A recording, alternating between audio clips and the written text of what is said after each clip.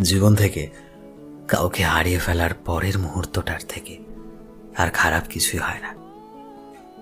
যে মানুষটার সাথে আমাদের কথা বলার, আমাদের মেশার একটা অভ্যাস ছিল, সেই মানুষটা কিভাবে যেন আমাদের জীবন থেকে অজান্তেই হারিয়ে যায়। হয়তো কোনো কারণে, নয়তো অকারণে। নিজের খুব কাছের মানুষটাকে হারিয়ে ফেলার পর মুহূর্তটা একটা আলাদাই কষ্ট দেয়। আমরা চেয়েও কাউকে পারি না বোঝাতে তাকে ছাড়া আমরা কতটা কষ্টে আছি, আর না পারি সেই মানুষটাকে ফিরিয়ে আনতে। তাকে বোঝাতে আমাদের জীবনে আসলেই তাকে কতটা বেশি দরকার।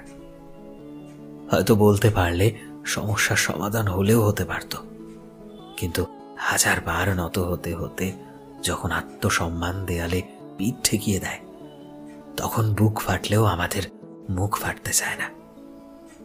নিজেকে সবার থেকে আলাদা করে চোখ থেকে জল ঝরতে আমরা দীর্ঘ নিঃশ্বাস ফেলতে থাকি।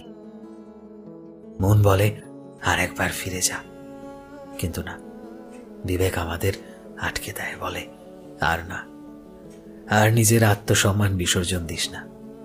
ব্যাস, ধীরে ধীরে মানুষটা আমাদের জীবন থেকে চিরতরের জন্য হারিয়ে যায়।